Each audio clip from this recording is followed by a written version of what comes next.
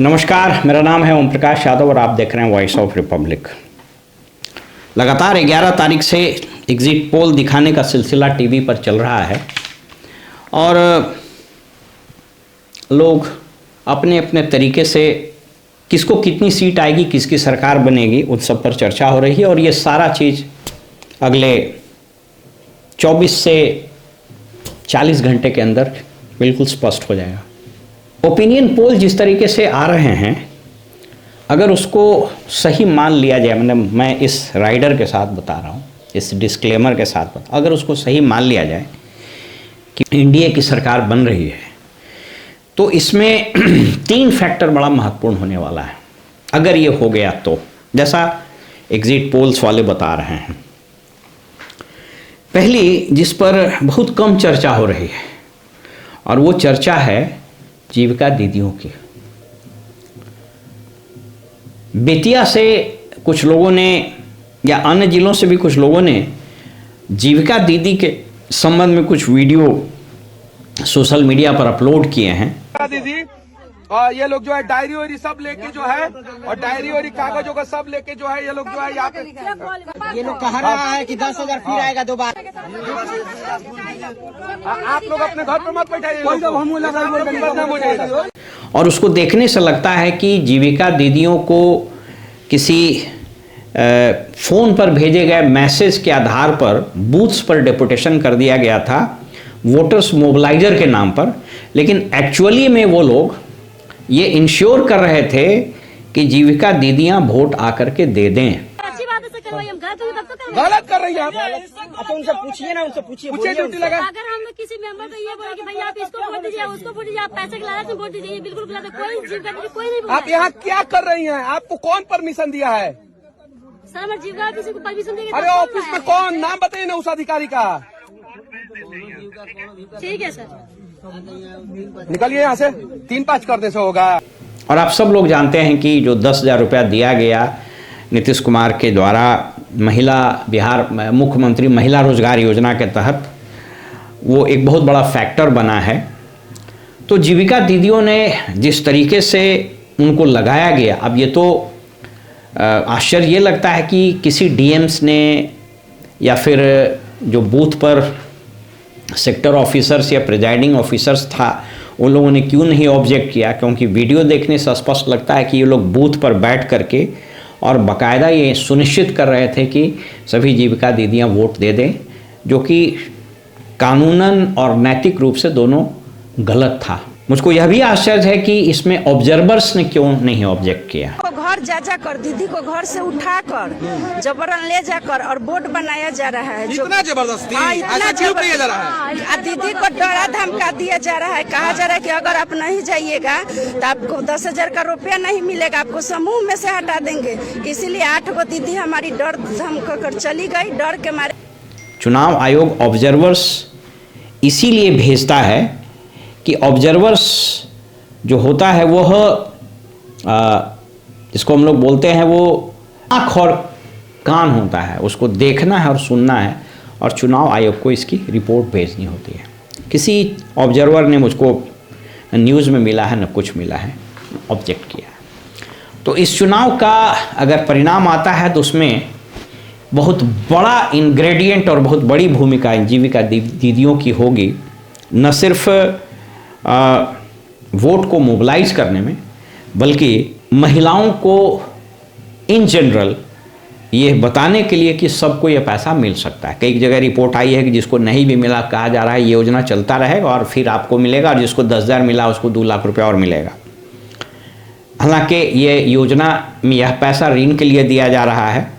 ये बात अलग है कि मंत्री सहित सारे लोग, इवन अधिकारी लोग भी पॉलिटिकल भाषा का इस्तेमाल करते हुए ये बता रहे हैं कि ये पैसा वापस नहीं लिया जाएगा, जबकि हकीकत ये है कि पैसा तो उनको देना पड़ेगा। तो जीविका दीदी एक बहुत बड़ा फैक्टर बनी है। दूसरा फैक्टर बना है प्रशांत किशोर का वो नारा तो नहीं कहेंगे, वो प्लैंक या वो इशू जिसको उन्होंने फोकस किया और बताया कि बिहार के लोग, बिहार के बच्चे कैसे पलायन कर गए हैं और किस जलालत भरी जिंदगी को वहाँ जी रहे हैं।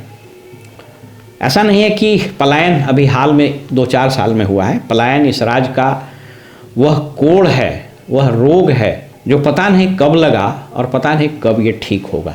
कौन सा राजनीतिक चिकित्सक आएगा जो इस कोढ़ से इस राज्य को ये मुक्ति दिलाएगा, मुझे नहीं मालूम।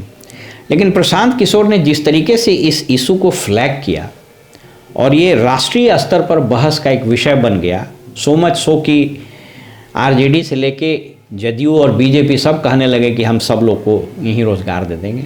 एक ऐसा नारा जो इन लोगों से संभव ही नहीं है, क्योंकि विगत 20 साल से तो इन्हीं लोग का शासन और लास्ट 15 साल से आरजेडी का शासनकाल था। यानी कुल मिला जुला के 35 साल से हम लोगों ने नहीं देखा है कि कोई सब्सटेंशियल काम हो रहा होगा कि माइग्रेंट वर्कर्स को वापस लाया जाए बिहार। तो बहरहाल ये दूसरा जो सबसे महत्वपूर्ण कारण होने वाला है, अगर ये एग्जिट पोल सही होता है, तो वो है वो माइग्रेंट वर्कर्स। अब कहिएगा कि वो माइग्रेंट वर्कर्स में तो ऑन द होल सरकार के प्रति रोष था, सरकार के प्रति गुस्सा था।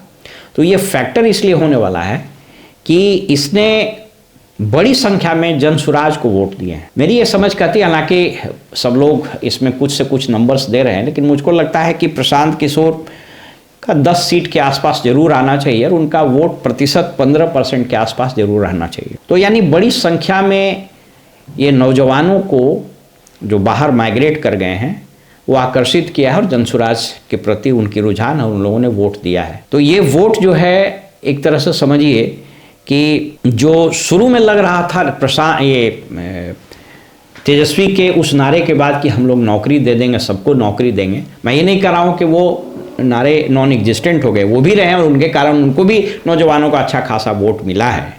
लेकिन इसमें से बहुत वोट जो जा सकता था इधर, वो जनसुराज को गया है।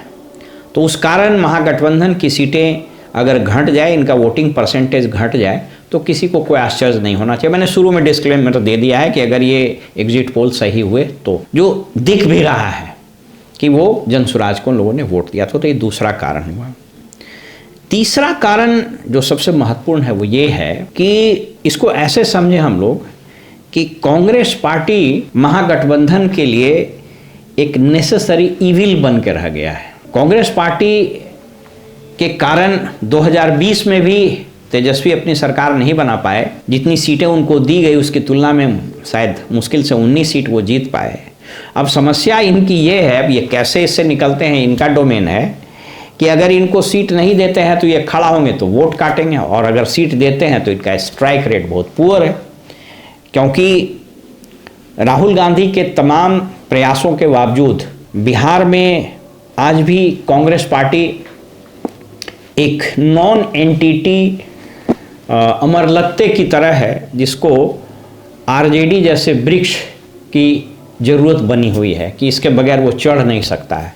और हकीकत भी ये है कि जैसे अमरलत्ता या अमर बेल जिस वृक्ष पर चढ़ता है उसी का भोजन वो खाता है, यानी उसी पर पलता है वो परजीवी। तो कांग्रेस का बाय एंड लार्ज वही हालत है। अब समस्या ये है कि एक बायोलॉजी में एक कॉन्सेप्ट उसको बोलते हैं सिम्बायोटिक रिलेशनशिप, मानी एक के बगैर दूसरा नहीं जी पाना। तो अगर आरजेडी इसको छोड़ती है तो आरजेडी को नुकसान कर देगा, और आरजेडी पकड़ती है तब भी आरजेडी को नुकसान करता है। तो ये जिसको हम लोग बोलते हैं सांप छुछुंदर वाला फेरा है।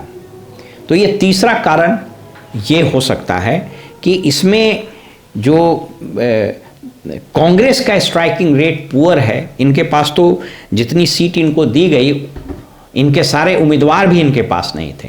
तो इसके कारण ये महागठबंधन को जो डेंट पहुंचेगा इसका फायदा सीधे एनडीए को होगा। एक और चीज़ है जो समझने की ज़रूरत है। देखिए, एक चीज़ जान लीजिए कि यह इस राज्य की ही नहीं, इस देश के प्रजातंत्र की सच्चाई है। थ्योरेटिकली कहा यह जाता है कि नीतियां सरकार बनाते हैं, यानी पॉलिटिकल एग्जीक्यूटिव बनाते हैं, नियम और कानून ये लेजिस्लेचर्स बनाते हैं, यानी स्टेट गवर्नमेंट के केस में, यानी राज्य के केस में विधायक बनाते हैं। लेकिन हकीकत इसके उलट है। हकीकत यह है कि सारे नियम कानून ये ब्यूरोक्रेट बनाते हैं, सारी नीतियां यही ब्यूरोक्रेट बनाती हैं। इसलिए देखा यह गया है कि किसी भी राज्य का मुख्यमंत्री के आसपास अगर ब्यूरोक्रेट की अच्छी टीम हो अच्छी टीम से मेरा मतलब ये नहीं है कि वो राज्य के भलाई के लिए सोच रहा है या नहीं सोच रहा है, वो सोच भी सकता है, लेकिन अच्छी टीम से मेरा मतलब उस व्यक्ति के प्रति एकदम लॉयल हो, तो वह व्यक्ति मुख्यमंत्री की कुर्सी पर अपेक्षाकृत ज़्यादा दिन और ज़्यादा सेफली टिका रहता है। मैं 2 एग्जाम्पल्स आपको दे सकता हूँ। पहला एग्जाम्पल नवीन पटनायक का है। उनके पास शानदार ब्यूरोक्रेसी की टीम थी, जिसके कारण हालांकि वो पॉजिटिव सेंस में उसका यूज हुआ और नतीजा सबके सामने है कि कैसे उड़ीसा, जो एक ज़माने में कालाहांडी, बालांगीर और कोरापुट, KBK बोलते हैं, वो एक ब्लैक स्पॉट था जहां हर साल लोग मर जाते थे भूखमरी से, उसको उन लोगों ने अनाज का बॉल बना दिया। वहाँ गेहूं, चावल, दलहन आदि की शानदार खेती होती है। तो वो ब्यूरोक्रेट के दम पर हुआ। बाद में उनका स्वास्थ्य खराब हुआ और उसके बाद वो हारे। वो कहानी आप जानते हैं। दूसरा एग्जाम्पल स्वयं नीतीश कुमार है। इन्होंने अपने इर्द गिर्द ऐसी ब्यूरोक्रेसी की, ऐसे ब्यूरोक्रेट्स की टीम बनाई जो उनके लिए जबरदस्त काम बैटिंग किया। वो स्टेट के लिए किया नहीं किया मुझको नहीं मालूम है, लेकिन इन ब्यूरोक्रेट्स ने नीतीश के प्रति एक्सट्रीम लॉयल्टी दिखाई और नीतीश के भक्त रहे, और इसका परिणाम ये हुआ कि नीतीश कुमार कागजों में आज तक नहीं फंस पाए हैं। आपको एक एग्जाम्पल देते हैं, हालांकि ये कानूनन रूप से बहुत गलत है। जब सरकार बदलेगी तो कोई सरकार आएगी तो इस पर क्या कार्रवाई करेगी मुझको नहीं पता। हम लोगों ने देखा है कि संचिकाओं पर मुख्यमंत्री के बदले मुख्यमंत्री के जो रिटायर्ड ब्यूरोक्रेट प्रधान सचिव हो, वो लिखते हैं कि महोदय ने स्वीकृति की कृपा प्रदान की है। मैं आपको बताते चलूं कि यह प्रोविज़न या ऐसा प्रोविज़न किसी कानून या किसी नियम में नहीं है। कोई भी राज्य संविधान के अनुच्छेद 166 के तहत गठित एक रूल है, जिसको यहाँ रूल्स ऑफ एग्जीक्यूटिव बिजनेस बोलते हैं, तो रूल्स ऑफ एग्जीक्यूटिव बिजनेस के हिसाब से चलता है। रूल्स ऑफ एग्जीक्यूटिव बिजनेस में कहीं नहीं लिखा हुआ है कि मुख्यमंत्री के बदले उसका प्रधान सचिव हस्ताक्षर कर देगा। बहरहाल वो एक अलग इशू है, लेकिन नीतीश कुमार ने एक ऐसी ब्यूरोक्रेसी की टीम अपने चारों ओर खड़ी की जो इनके लिए पॉलिटिकल बैटिंग करता है, जो इनके लिए एडमिनिस्ट्रेटिव गार्ड बनता है, जो इनके लिए सोशल इंजीनियरिंग का भी काम करता है। तो ये इस इलेक्शन में अगर ये महागठबंधन, अगर NDA की सरकार जीतती है तो ये जो परसेप्शन है ये कंसोलिडेट कर जाएगा। अब इसके उलट मैं 2 एग्जाम्पल और दे देता हूँ। आइए आप अरविंद केजरीवाल की तरफ। अरविंद केजरीवाल जिन कारणों से भी हारे, उसके पीछे अन्य कारणों के अलावा 2 महत्वपूर्ण कारण था। पहला कारण ये था कि वो अपना काम छोड़कर पॉलिटिकल गिमिक में लग गए, कंट्रोवर्सी क्रिएट करना, आप मुख्यमंत्री हैं और धरना प्रदर्शन पर बैठ जाना, यानी आंदोलनकारी विपक्ष जब तक करता है तब तक बड़ा अच्छा माना जाता है। जो सत्ता में है मुख्यमंत्री अगर आंदोलनकारी की भूमिका में रहे तो बड़ा हल्का हो जाता है। इन कारणों से अरविंद केजरीवाल हल्का हो गया। और दूसरा, उन्होंने अपने इर्द गिर्द, अब उसके कारण हालांकि दूसरे थे, अपने इर्द गिर्द कमिटेड और लॉयल ब्यूरोक्रेसी की टीम नहीं खड़ा कर पाए वो। हालांकि उसके कारण अलग थे, क्योंकि वहाँ का जो ब्यूरोक्रेसी होता है, स्पेशली जो ऑल इंडिया सर्विसेज का होता है, वो उसका ट्रांसफ़र पोस्टिंग का अधिकार वहाँ के लेफ्टिनेंट गवर्नर का होता है, LG का, तो उसके कारण नहीं हो पाया। लेकिन मैं उसके परिणाम को बता रहा हूँ, क्योंकि कमिटेड ब्यूरोक्रेसी और कमिटेड लॉयल्टी वाली पूरी फ्रेमवर्क उनके साथ नहीं थी, तो वो धराशायी हो गई। ठीक उसी प्रकार आपको बता देते हैं RJD के शासनकाल में भी यही हुआ। RJD के शासनकाल की सबसे बड़ी कमजोरी ये रही कि as a matter of fact आज तक RJD के पास कमिटेड ब्यूरोक्रेसी की कोई टीम नहीं बन सकी।